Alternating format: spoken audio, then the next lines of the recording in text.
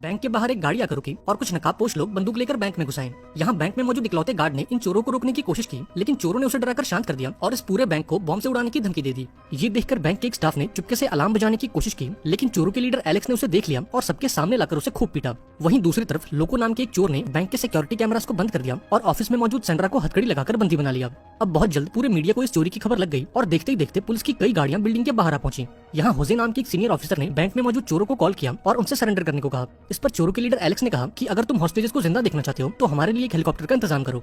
वहीं दूसरी तरफ गैलगो नाम का एक चोर एक डिवाइस से कुछ ढूंढने की कोशिश कर रहा था और सिग्नल के मिलते ही उसने फ्लोर को काटकर एक रास्ता बना दिया। अब यहाँ ये खुलासा होता है कि असल में इन चोरों का प्लान अंडरग्राउंड टनल से भागने का है और एलेक्स ने हेलीकॉप्टर की मांग इसलिए की थी ताकि उन्हें चोरी के लिए थोड़ा टाइम मिल सके। पर यहाँ इनकी किस्मत ने साथ नहीं दिया, क्योंकि पिछले कई दिनों से हो रही बारिश के कारण ये सुरंग पानी से लबालब हो चुकी थी। अब सुरंग का ये हाल देखकर इन सभी के चेहरों का रंग उतर गया, क्योंकि बैंक से बाहर निकलने के लिए इस सुरंग के अलावा और कोई रास्ता नहीं था। अब इधर सेंड्रा ने भी इन चोरों की सारी बातें सुन ली और यहाँ उसने बैंक से बदला लेने और चोरों की मजबूरी का फायदा उठाने का फैसला किया। यहाँ सेंड्रा ने गैलगो से कहा कि मैं तुम्हें बैंक के सबसे कीमती लॉकर का पता बता सकती हूँ ताकि तुम उसे लूटकर ज्यादा फायदा कमा सको, लेकिन इसके बदले में तुम्हें मुझे कुछ हीरे देने होंगे। अब यहाँ गैलगो को लगा कि शायद ये सेंड्रा की कोई चाल है, लेकिन जब गन पॉइंट पर भी उसने अपना बयान नहीं बदला तो गैलगो को उसकी बातों पर यकीन हो गया। इसके बाद सेंड्रा ने उसे लॉकर नंबर 314 के बारे में बताया, जिसमें सोरियानो नाम के एक भ्रष्ट नेता के खिलाफ कुछ सबूत मौजूद थे और अगर ये सबूत बाहर आ गए तो इस पूरे देश में खलबली मच जाएगी, क्योंकि सोरियानो जिस पॉलिटिकल पार्टी को बिलोंग करता है वो पार्टी इस देश की सरकार चला रही है। अब डील के मुताबिक गैलगो ने सेंड्रा को कुछ हीरे दिए और उसे अपना मुंह बंद रखने को कहा। इधर सोरियानो के पार्टी का एक दूसरा नेता जिसका नाम फरहान था, उसे इस बात की खबर लगी कि उस बैंक के किसी लॉकर में सोरियानो के खिलाफ कुछ सबूत मौजूद हैं और अगर ये सबूत बाहर आ गए तो उनकी पार्टी खतरे में आ सकती है।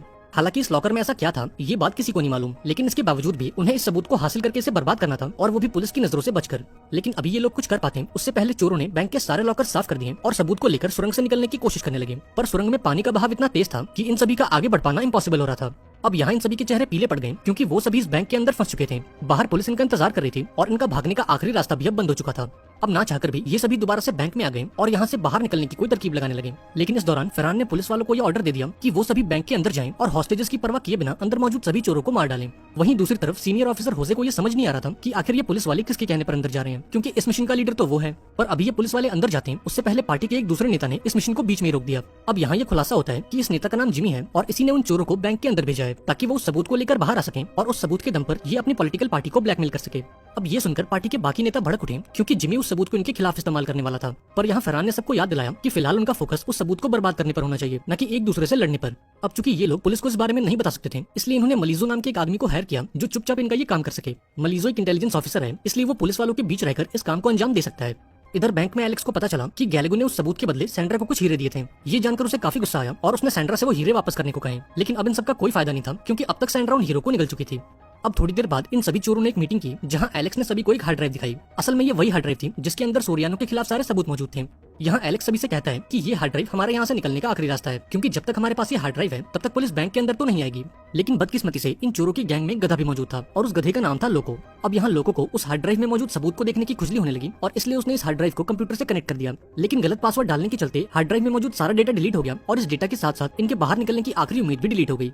इधर मलीजो यानी कि वो आदमी जिसे पार्टी ने वो हार्ड ड्राइव वापस लाने का काम सौंपा था, उसने एलेक्स को कॉल करके बैंक के बाहर मिलने बुलाया। जब एलेक्स बाहर पहुंचा तब मलीजो ने उसे एक डील ऑफर की कि अगर तुम मुझे वो हार्ड ड्राइव दे दो तो मैं तुम्हें सही सलामत इस बैंक से बाहर निकाल लूंगा। अब एलेक्स को भी ऑफर पसंद आया, क्योंकि अब उन्हें सुरंग में पानी के कम होने का इंतजार नहीं करना पड़ेगा, इसलिए एलेक्स ने इस ऑफर को एक्सेप्ट कर लिया और फटाफट बैंक के अंदर लौट आया। लेकिन यहाँ उसे ये बात पता लगी कि लोगों की बेवकूफी के चलते हार्ड ड्राइव का सारा डेटा डिलीट हो चुका है। ये सुनते ही एलेक्स का गुस्सा 7वें आसमान पर चला गया और उसने लोगों को जमीन पर गिराकर उसे कुत्तों की तरह मारा। अब यहाँ इनके पास कोई और चारा नहीं था, इसलिए इन लोगों ने ये खाली हार्ड ड्राइव मलीजो को सौंपने का फैसला किया। अब प्लान के मुताबिक ये सभी हार्ड ड्राइव लेकर बैंक के गेट तक पहुंचे, जहाँ मलीजो की टीम पहले से इनका इंतजार कर रही थी। हालांकि ये लोग मलीजो के ही थे, लेकिन इनके बर्ताव को देखकर लोगों को इन पर शक होने लगा। यहाँ लोगों समझ गया कि मलीजो उन्हें मारकर उनसे वो हार्ड ड्राइव हथियाना चाहता है। अब देखते ही देखते इन दोनों ग्रुप्स के बीच मुठभेड़ हो गई और इन चोरों को जान बचाकर बैंक के अंदर आना पड़ा। यहाँ एलेक्स ने मलीजो को कॉल किया और इस धोखे के बदले उसे 300 गालियां दी। इस पर मलीजो ने कहा कि तुम सभी बहुत ही बुरी तरह से फंस चुके हो और अब सरेंडर करने के अलावा तुम्हारे पास और कोई चारा नहीं है। अब यहाँ इन चोरों को एहसास होता है कि ये सभी कितनी बड़ी मुसीबत में फंस चुके हैं। ये लोग कोई प्रोफेशनल चोर नहीं थे, बल्कि किसी न किसी मजबूरी के चलते इन्हें ये काम करना पड़ रहा था और ये इन बेचारों की पहली चोरी थी। अब यहाँ गैलगो ने अपना दिमाग लगाया और एलेक्स को समझाया कि वो हार्ड ड्राइव खाली है, ये बात हमारे अलावा और कोई नहीं जानता। और मलीजो को भी यही लगता है कि हार्ड ड्राइव में वो सारा डेटा अब भी मौजूद है, इसलिए हम उसकी इस गलत फैमिली का फायदा उठाएंगे और यहाँ से निकलने का कुछ इंतजाम करेंगे। अब एलेक्स को भी गैलगो की बात सही लगी और उसने फौरन मलीजो को फोन मिला दिया। यहाँ उसने मलीजो से कहा कि अगले आधे घंटे में अगर फरहान उनसे मिलने नहीं आया तो वो हार्ड ड्राइव का सारा डेटा हॉस्टेजेस के फोन में ट्रांसफर कर देंगे और उन सारे सबूतों को पब्लिक कर देंगे। अब एलेक्स की ये धमकी सुनकर मलीजो की तो मानो सांसें अटक गई और उसे ना चाहकर भी एलेक्स और फरहान की मीटिंग फिक्स करनी पड़ी। अब इनकी इस बातचीत को सीनियर ऑफिसर होजे ने भी सुन लिया और इस कॉन्वर्सेशन में उसने सोरियानो का नाम सुना।